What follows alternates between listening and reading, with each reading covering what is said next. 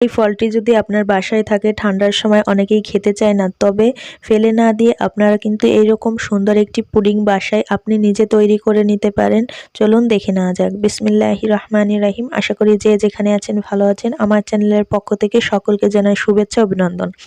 দেখতেই পাচ্ছেন আমি এখানে প্রথমে একটা চিনি দিয়ে ক্যারামেল তৈরি করে নিচ্ছি। আমি এখানে 1/3 কাপ পরিমাণ চিনি দিয়েছি। আপনারা চাইলে এর চেয়ে কমও দিতে পারেন। যেহেতু আমি এখানে একটু চিনিটা বেশি দিয়েছি, তার জন্য আপনাদের একটু মেজারমেন্ট কাপের মাপটা বলে দিলাম।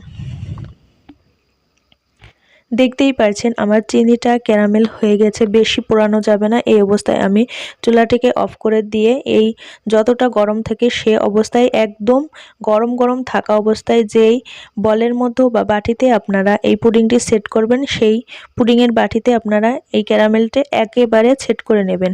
একদম চুলা থেকে নামিয়ে কিন্তু দিয়ে দিবেন, ঠিক আছে?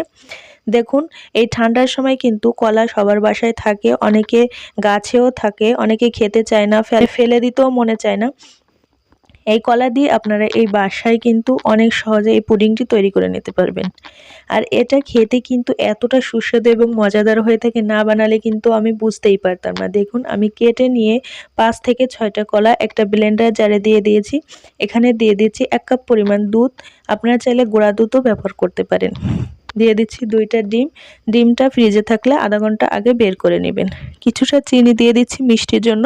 আপনারা যদি মিষ্টি কম পছন্দ করেন তাহলে কিন্তু চিনি না দিলেও চলবে। এখানে আমি এই ব্যাটারটাকে এখন দেখুন একটা ছাঁকনির সাহায্যে ছেঁকে নিচ্ছি। ছেঁকে নিলে হবে কি, এই ব্যাটারটা অনেকটা স্মুথলি হবে, ভিতরে পুডিংটা সেট হবে একদম মসৃণভাবে। দেখতেই পাচ্ছেন আমি এখন এখানে কিছু ময়দা দিয়ে দিচ্ছি 1/2 কাপ পরিমাণ, আর 1.5 চা চামচ পরিমাণ দিয়ে দিচ্ছি বেকিং পাউডার। আপনারা চাইলে এই ময়দা, বেকিং পাউডার, তেল এগুলো না ইউজ করতে পারেন, শুধু এই কলা, দুধ এবং ডিম দিয়ে কিন্তু এটাকে বেক করে নিতে পারেন। কিছুটা দিয়ে দিচ্ছি এখানে 1 চা চামচ পরিমাণ ভ্যানিলা এসেন্স। তো এগুলো দিয়ে মিক্স করা হয়ে গেলে আমরা যে বাটিতে মিশ্রণটি রেখেছি অথবা আমরা সেট করে নিচ্ছি, এখন দেখতেই পাচ্ছেন একটু ড্যাপ করে দিচ্ছি। ঢেকে এখন আমি একটা কড়াই বসিয়ে দিয়েছি চুলায়, আর এই চুলাইটি কিন্তু আমি আগে থেকে পানি গরম হতে বসিয়ে দিয়েছি। একটা স্ট্রেনার দিয়ে এর উপরে বাটিটা সেট করে দিচ্ছি। আমরা এখন 30 মিনিটের জন্য এটাকে সিদ্ধ করে নিব বা বেক করে নিব। দেখুন, আজকে কিন্তু আপনাদের সঙ্গে একদম মাটির চুলায় এই কেকটি তৈরি করে দেখাচ্ছি। দেখতেই পাচ্ছেন 30 মিনিট পরে আমি একটা কাঠি দিয়ে চেক করে নিচ্ছি পিঠাটা কত সুন্দরভাবে হয়ে গেছে। কাঠিটা একদম ক্লিন এসেছে। দেখতেই পাচ্ছেন কত সুন্দরভাবে বেক হয়ে গেছে। সম্পূর্ণ মাটির চুলায় আমি এটা বেক করে দেখিয়ে দিয়েছি। তারপরে ঠান্ডা হওয়ার পরে যখন বাটিটা ঠান্ডা হয়ে যাবে তখনই এটাকে সার্ভ করে নেবেন, ঠিক আছে? আপনারা চাইলে ফ্রিজেও রেখে দিতে পারেন 10 মিনিটের জন্য। দেখুন পুডিংয়ের নিচের সাইডটা বা এখন উপরের সাইডটা কত সুন্দর দেখাচ্ছে, একদম লোভনীয়, মানে দেখলেই খেতে ইচ্ছা করছে। আসলেই পুডিংটা অনেকটা সুন্দর এবং মজাদার হয়েছে খেতে। আপনারা চাইলে বাসায় একবার ট্রাই করতে পারেন। ভিডিওটা ভালো লাগলে ফ্যামিলি অ্যান্ড ফ্রেন্ডদের সঙ্গে শেয়ার করতে পারেন। আশা করি এতে আমার কাজ করার আগ্রহতা বাড়বে।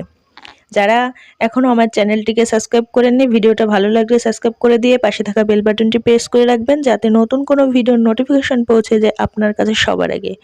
দেখতেই পাচ্ছেন কত লোভনীয় দেখাচ্ছে, আসলে আপনাদের বলে বোঝাতে পারবো না। আপনারা বাসায় একবার ট্রাই করবেন। এতক্ষণ সঙ্গে থাকার জন্য আবারও ধন্যবাদ জানিয়ে আজ এখানে বিদায় নিচ্ছি। সকলে সুস্থ থাকুন, ভালো থাকুন। আল্লাহ হাফেজ।